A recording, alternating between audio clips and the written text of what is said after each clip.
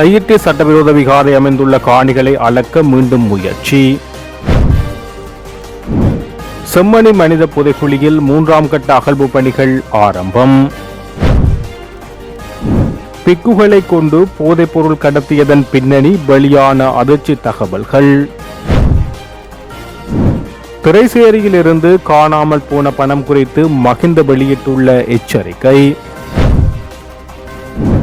Hacker சம்பவத்தை அடுத்து மத்திய வங்கி வெளியிட்டுள்ள அறிக்கை. வெசாக் பாரத்தையொட்டி அரசாங்கத்திடம் ஞானசார தேரர் முன்வைத்துள்ள கோரிக்கை.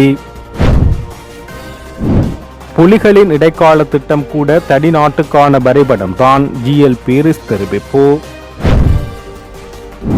பாராளுமன்ற உறுப்பினர் அர்ச்சுனா ராமநாதன் கைது, துப்பாக்கியும் பறிமுதல். திரைசேரி செயலாளர் உடனடியாக பதவி விலக வேண்டும், சஜித் வலியுறுத்து.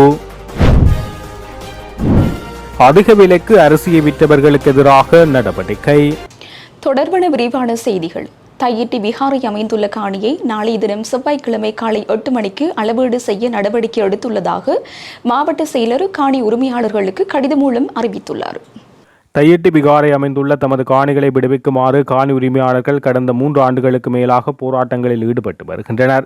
இந்த நிலையில் காணி உறுதி பத்திரங்களை வைத்துள்ள 17 காணி உரிமையாளர்களின் காணிகளை அளவீடு செய்து காணி வரைபடங்களை பெற்றுக்கொள்ள நடவடிக்கை எடுக்கப்பட்டது. அதற்கான காணி அளவீடுகளை கடந்த 17ஆம் தேதி முன்னெடுக்க நடவடிக்கைகள் எடுக்கப்பட்ட நிலையில் அன்றைய தினம் நில அளவை திணைக்கள உத்தியோகத்தர்கள் காணி உரிமையாளர்கள் தையிட்டி விகாரை பகுதியில் கூடிய வேளை பிக்குவின் போலீஸ் முறைப்பாடு காரணமாக அளவீட்டு பணிகள் இடைநிறுத்தப்பட்டது. இந்த நிலையில் மீண்டும் 28ஆம் தேதி காணி அளவீட்டு பணிகளை முன்னெடுக்க உள்ளதாகவும் அன்றைய தினம் காணி உறுதி பத்திரங்களுடன் காணி அமைந்துள்ள பகுதிகளுக்கு காணி உரிமையாளர்கள் வருகை தந்து தமது காணிகளை அடையாளம் காட்டுமாறு மாவட்ட செயலர் கடிதம் மூலம் உரிமையாளர்களுக்கு அறிவித்துள்ளார். செம்மணி மனித புதைகுழியின் 3ஆம் கட்ட அகழ்வு பணிகள் இன்றைய தினம் யாழ்ப்பாணம் நீதவான் நீதிமன்ற நீதவான் S. லெனின்குமார் முன்னிலையில் ஆரம்பிக்கப்பட்டுள்ளது.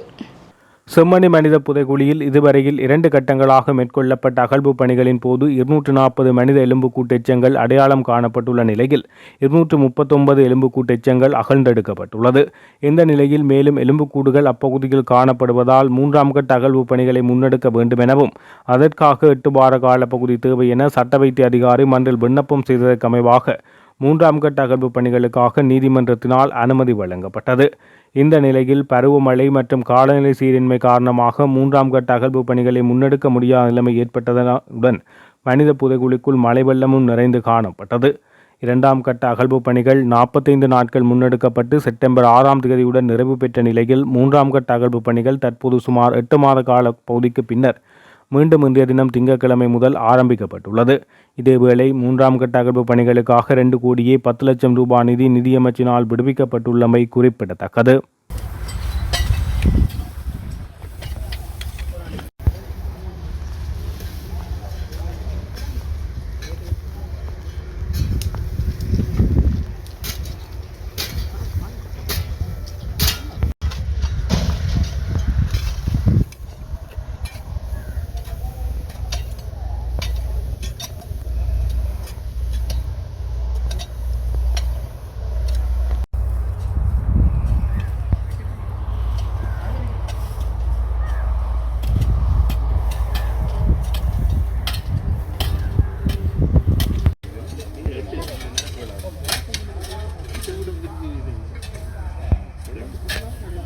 யாழ்ப்பாணத்தின் இளவாலை பகுதியில் ஒரு பெண்ணை நோக்கி துப்பாக்கியை காட்டி மிரட்டிய குற்றச்சாட்டின் பேரில் பாராளுமன்ற உறுப்பினர் ராமநாதன் அர்ச்சுனா கைது செய்யப்பட்டுள்ளதாக போலீசார் தெரிவித்துள்ளனர். பாராளுமன்ற உறுப்பினர் ராமநாதன் அர்ச்சுனா இளவாலை போலீசாரால் கைது செய்யப்பட்ட நிலையில் அவரது துப்பாக்கியும் போலீசாரால் பொறுப்பேற்கப்பட்டுள்ளது. காணி பிரச்சினை ஒன்றில் பெண்ணொருவரை துப்பாக்கி முனையில் கொலை செய்யப் போவதாகவும் தலையில் துப்பாக்கியால் சுடுவதாகவும் அச்சுறுத்திய சம்பவம் நேற்று முன்தினம் இடம்பெற்றது. குறித்த காணொலி வெளியாகி சர்ச்சையாகிய நிலையில் இன்றைய தினம் வாக்குமூலம் வழங்குவதற்காக இளவாலை போலீஸ் நிலையத்துக்கு வருகை தந்தார். இந்த நிலையில் வாக்குமூலம் பெறப்பட்ட பின்னர் போலீசார் அவரை கைது செய்துள்ளதுடன் அவரது துப்பாக்கியையும் காவல்துறையினர் கைப்பற்றியுள்ளனர். இந்த நிலையில் வாக்குமூலம் பெறப்பட்ட பின்னர் காவல்துறையினரால் கைது செய்யப்பட்ட பாராளுமன்ற உறுப்பினர் ராமநாதன் அர்ச்சுனா மல்லாகம் நீதிமன்றத்துக்கு அழைத்து வரப்பட்டு தற்பொழுது நீதிபதி முன்னால் ஆஜர்படுத்தப்பட்டுள்ளார். இந்த நிலையில் அவருடைய துப்பாக்கியும் சான்று பொருளாக மாற்றப்பட்டுள்ளதாக தெரிவிக்கப்பட்டுள்ளது.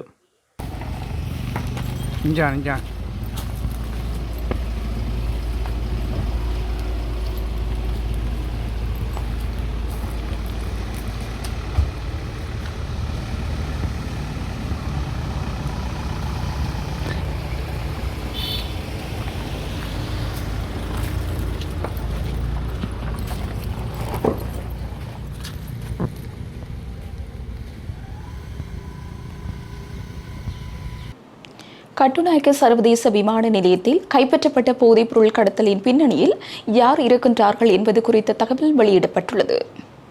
நேற்றைய தினம் கட்டுநாயக்க விமான நிலையத்தில் பௌத்த பிக்குகள் 22 பேர் போதைப்பொருள் கடத்தல் குற்றச்சாட்டில் கைது செய்யப்பட்டனர். கட்டுநாயக்க விமான நிலைய வரலாற்றில் கைப்பற்றப்பட்ட பௌத்த பிக்குகள் கடத்தியதாக குற்றம் சுமத்தப்பட்டு கைப்பற்றப்பட்ட அதிகூடிய போதைப்பொருள் தொகை என்பது குறிப்பிடத்தக்கது. இந்த போதைப்பொருள் கடத்தல் சம்பவம் தொடர்பில் முன்னெடுக்கப்பட்ட விசாரணைகளில் பல விடயங்கள் அம்பலமாகியுள்ளது. இந்த போதைப்பொருள் கடத்தல் நடவடிக்கையின் பின்னணியில் 3 பௌத்த பிக்குகள் செயற்பட்டுள்ளதாக ஆரம்பகட்ட விசாரணையில் தெரிய வந்துள்ளது. அவர்களிடமிருந்து சுமார் 110 கோடி ரூபாய் பெறுமதியான குஸ் போதைப்பொருள் மற்றும் ஹாஸ் போதைப்பொருள் என்பன மீட்கப்பட்டது.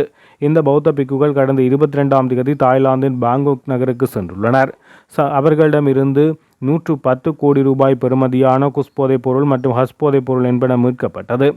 இந்த நிலையில் கஷ்ட பிரதேச விகாரைகளில் உள்ள இளம் பௌத்த பிக்குகளை தேர்ந்தெடுத்து தாய்லாந்துக்கான மத வழிபாட்டு யாத்திரை என்ற போர்வையில் போதைப்பொருள் கடத்தல் மேற்கொள்ளப்பட்டுள்ளது தெரிய வந்துள்ளது. இந்த போதைப்பொருள் கடத்தல் நடவடிக்கைகளை 3 பௌத்த பிக்குகள் வழிநடத்தியுள்ளனர். இந்த பௌத்த பிக்குகள் தாய்லாந்துக்கு அழைத்து செல்லப்பட்டு காவி உடைகளை களைந்து பல்வேறு களியாட்ட நிகழ்வுகளில் பங்கேற்றுள்ளதாக தெரிவிக்கப்பட்டுள்ளது. அவர்களுடைய அலைபேசிகளை பார்க்கும் போது அந்த விவரங்கள் தெரிய வந்துள்ளது. சில பௌத்த பிக்குகள் பெண்களுடன் தகாத தொடர்பு பேணியுள்ளமை தெரிய வந்துள்ளது. 3 நாட்கள் அங்கு தங்கியிருந்து பல்வேறு களியாட்டங்களில் இந்த பௌத்த பிக்குகள் ஈடுபட்டுள்ளனர் என தெரிவிக்கப்பட்டுள்ளது. இந்த 3 பௌத்த பிக்குகளும் அழைத்து செல்லப்பட்ட பௌத்த பிக்குகளிடம் டொஃபி, சாக்லேட், சபக்காரம், சம்பு, பற்பசை உள்ளிட்ட பொருட்கள் அடங்கிய பொதியொன்றை தருவதாகவும் இது கஷ்ட பிரதேச விகாரைகளுக்கு வழங்க வேண்டியது எனவும் கூறினார். பொதிகளை திறக்காது கொண்டு செல்ல வேண்டுமென அறிவுறுத்தப்பட்டுள்ளதாகவும் இந்த பொதிகளில் சுமார் 5 கிலோ எடையுடைய போதைப் பொருட்கள் காணப்பட்டமை கண்டறியப்பட்டுள்ளது. இந்த போதைப்பொருள் கடத்தல் நடவடிக்கை குறித்து போலீசாருக்கு கிடைக்கப்பெற்ற புலனாய்வு தகவல்களின் அடிப்படையில் விமான நிலையத்தில் வைத்து சோதனை நடாத்தப்பட்டு போதைப் பொருட்கள் கைப்பற்றப்பட்டது. இந்த போதைப்பொருள் கடத்தல் நடவடிக்கையை திட்டமிட்டு வழிநடத்தியதாக கூறப்படும் 3 பௌத்த பிக்குகளும் ஏற்கனவே பல சந்தர்ப்பங்களில் தாய்லாந்துக்கு பயணங்களை மேற்கொண்டுள்ளமை குறிப்பிடத்தக்கது. இந்த போதைப்பொருள் கடத்தல் நடவடிக்கையை வழிநடத்திய பிரதான சந்தேக நபரான பௌத்த பிக்கு ஒருவரை கம்பஹா மீகாபத்த பகுதியில் தலைமறைவாக இருந்த நிலையில் போலீசார் கைது செய்துள்ளனர். அண்மையில் திரைசேரியிலிருந்து பெருந்தொகை பணம் மாயமான விவகாரம் தொடர்பில் முன்னாள் ஜனாதிபதி மஹிந்த ராஜபக்ச தனது நிலைப்பாட்டை வெளியிட்டுள்ளார். திரைசேரியிலிருந்து $2.5 மில்லியன் பணம் ஹேக்கர்களின் கைகளுக்கு சென்றிருந்தால் அதனை மீட்பதுடன் நின்றுவிடாது. அது எவ்வாறு அவர்களின் கைகளுக்கு சென்றது என்பதை கண்டறிய வேண்டும் என தெரிவித்துள்ளார். இந்த சிறிய தொகை என கூறி வருவதாகவும் தொகை சிறிதோ பெரிதோ இவ்வாறான சம்பவங்கள் மீள இடம்பெறுவதை தடுக்கவும் பாரிய மோசடிகளை தவிர்ப்பதற்கும் உரிய விசாரணைகள் அவசியமானது என தெரிவித்தார். ஹேக்கர்களின் கைகளுக்கு சென்ற பணத்தை மீள பெற்றுக்கொள்ள முடியும் என நினைப்பதே ஏமாற்று வேலை என குறிப்பிட்டுள்ளார். பாரிய மோசடிகள் இடம்பெற்றதன் பின்னர் பிரச்சினையை மூடி மறைப்பதற்கு சிலர் ஊகங்களை வெளியிட்டு வருவதாக தெரிவித்தார். குற்ற செயலில் ஈடுபட்ட நபர் பிடிபட்டால் பணம் செலவழிந்து விட்டது என கூறுவார் எனவும் இதற்கு முன்னர் குற்றவாளிகளை பிடிக்க வேண்டும் என முன்னாள் ஜனாதிபதி மஹிந்த ராஜபக்ச தெரிவித்துள்ளார். வெளிநாடுகளிலிருந்து பெற்றுக்கொண்ட கடன்களை மீள செலுத்துதலின் கீழ் கடந்த ஆண்டில் அரசாங்கம் $5.1 பில்லியன் அமெரிக்க செலுத்தியுள்ளதாக இலங்கை மத்திய வங்கி வெளியிட்டுள்ள வருடாந்த பொருளாதார அறிக்கையில் குறிப்பிடப்பட்டுள்ளது. 2024ஆம் ஆண்டில் செலுத்தப்பட்ட மொத்த வெளிநாட்டு கடன்களின் அளவு $4.3 பில்லியன் ஆகும். இத்துடன் ஒப்பிடுகையில் 2025ஆம் ஆண்டில் அரசாங்கத்தின் வெளிநாட்டு கடன் செலுத்தல்களின் கணிசமான அதிகரிப்பு பதிவாகியுள்ளது. 2024ஆம் ஆண்டில் $0.7 பில்லியன் இருந்த வட்டி வீதம் 2025ஆம் ஆண்டில் $1.1 பில்லியன் வரை அதிகரித்துள்ளது. சர்வதேச பிணைமுறி தொடர்பான கொடுப்பனவுகள் இந்திய கடன் வசதிகளை பெற்றுக்கொண்டவற்றுக்கு இந்திய அரசு வங்கி மேற்கொள்ளப்பட்ட மீள் செலுத்துகைகள் மற்றும் ஏனைய இருதரப்பு நிறுவனங்களுக்கு வழங்கப்பட்ட கடன் கொடுப்பனவுகள் இந்த அதிகரிப்புக்கு காரணமாக அமைந்துள்ளது. கடன் மறுசீரமைப்பு பணிகள் நிறைவடைந்துள்ளதை அடுத்து தற்காலிகமாக நிறுத்தப்பட்டிருந்த அரசாங்கத்தின் பெரும்பாலான வெளிநாட்டு கடன் மீள் செலுத்துகைகள் மீண்டும் ஆரம்பிக்கப்பட்டுள்ளதாக அந்த அறிக்கையில் மேலும் சுட்டிக்காட்டப்பட்டுள்ளது. வெசாக் வார காலப்பகுதியில் இஸ்லாமியர்களின் தியாக திருநாள் நிகழ்வுகள் அமைவதால் மாடுகள் அல்லது ஏனைய விலங்குகளை பலியிடுவது தொடர்பில் அரசு இஸ்லாமிய மத தலைவர்களுடன் கலந்துரையாடி உரிய தீர்மானத்தை எடுக்க வேண்டும் என்று கலகுடாத்த ஞானசார தேரர் வலியுறுத்தியுள்ளார்.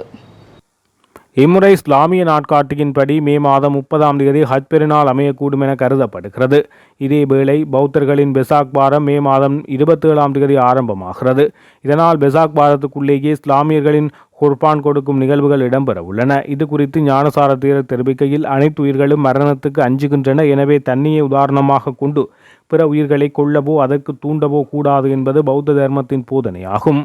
விலங்கு பலியிடல் மற்றும் பசுவதை போன்ற செயல்களால் கடந்த காலங்களில் நாட்டின் பல்வேறு பகுதிகளில் அமைதியற்ற சூழல் உருவானதை நாம் அறிவோம். வெசாக் வாரத்தில் இவ்வாறான செயல்கள் இடம்பெறுவது தேவையற்ற சமூக பதற்றங்களுக்கு வழிவகுக்கும். தற்போது மத்திய கிழக்கில் நிலவும் பதற்றமான சூழலில் மத ரீதியான கருத்துக்கள் இணையதளங்கள் வாயிலாக ஆவேசமாக பரிமாற்றப்படுகிறது. இவ்வாறான நிலையில் உள்நாட்டில் இத்தகைய செயற்பாடுகள் பாரிய மோதல்களுக்கு வித்திடக்கூடும். மத சுதந்திரம் மதிக்கப்பட வேண்டியது அவசியம் என்ற போதிலும் நாட்டின் அமைதியை பேணுவது அதைவிட முக்கியம். எனவே பக்பு சபை மற்றும் இஸ்லாமிய மத தலைவர்களுடன் இணைந்து அரசு இது குறித்து உரிய ஒருங்கிணைப்பை மேற்கொள்ள வேண்டும் என தெரிவித்துள்ளார். விடுதலை புலிகளின் இந்த இறுக்கமான நிலைப்பாடு சமாதான பேச்சுகளின் நடுவே அவர்கள் முன்மொழிந்த இடைக்கால தன்னாட்சி அதிகார சபைக்கு வழங்கப்பட வேண்டிய அதிகாரங்கள் குறித்த கோரிக்கையில் தெளிவாக வெளிப்படப்பட்டது. அது பேரளவில் ஒரு இடைக்கால ஏற்பாடாக காணப்பட்டதே தவிர உண்மையில் அது தனிநாட்டுக்கான வரைபடம் என GL பீரிஸ் தெரிவித்தார். யாழ் நகரில் தந்தை செல்வா கலையரங்கில் சமஷ்டி கோட்பாடும் அரசியலமைப்பு சீர்திருத்தத்துக்கான பாதையும் என்ற தலைப்பில் பேராசிரியர் நினைவு பேருரை நிகழ்த்தினார். தந்தை செல்வாவின் தீர்க்க தரிசனமிக்க ஆளுமை அவர் தமது உரையில் தெரிவித்தார்.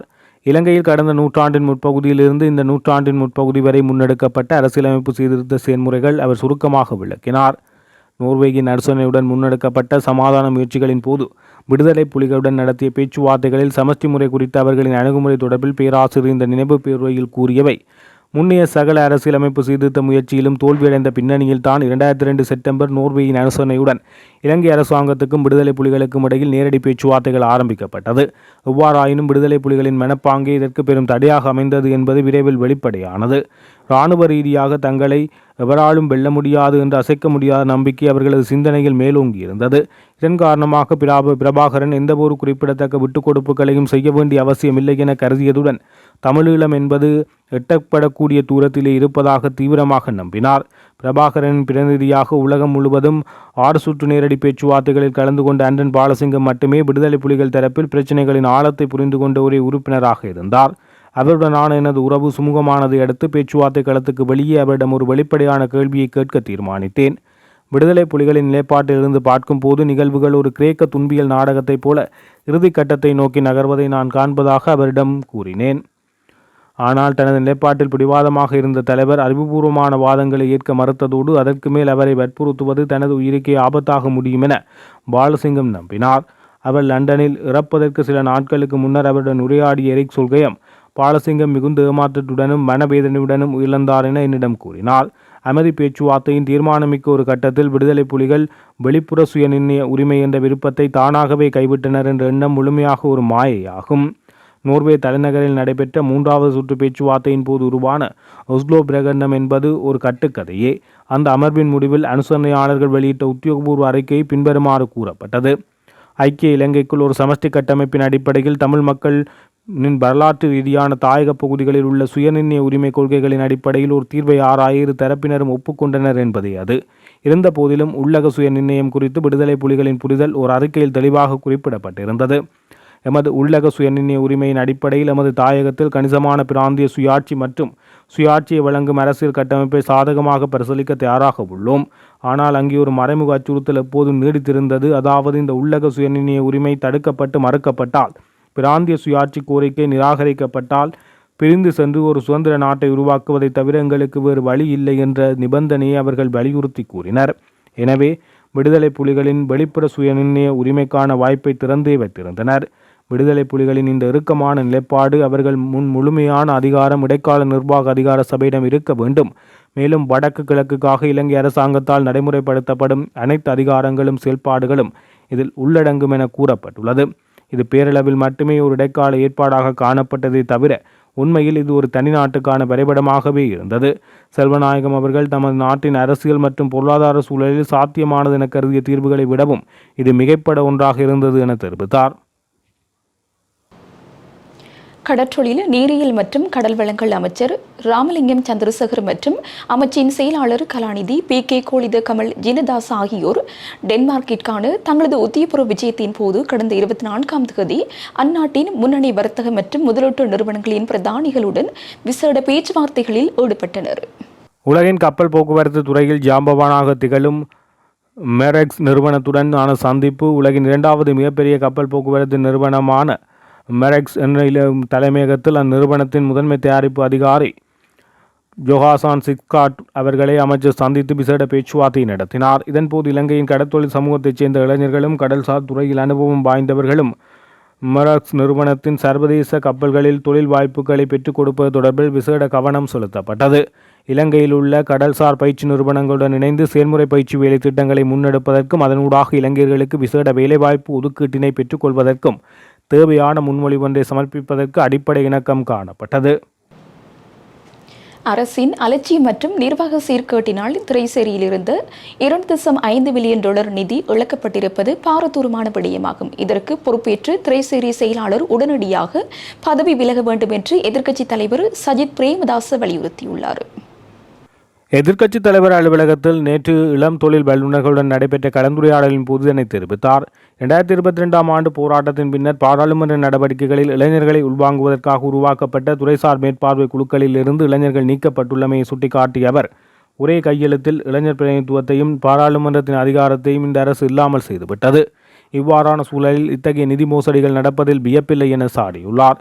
காணாமல் போன $2.5 மில்லியன் விவகாரம் குறித்து அவர் மேலும் தெரிவிக்கையில், இந்த நிதி இழப்பு அரசுக்கு பெரிய பிரச்சனையாக தெரியாவிட்டாலும் இதனை ஈடுகட்ட மக்கள் மீதே மீண்டும் வரிச்சுமை சுமத்தப்படும்.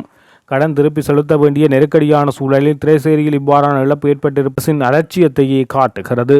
இதில் பாரிய ஊழல் நடந்திருக்கலாம் என சந்தேகிக்கின்றோம்.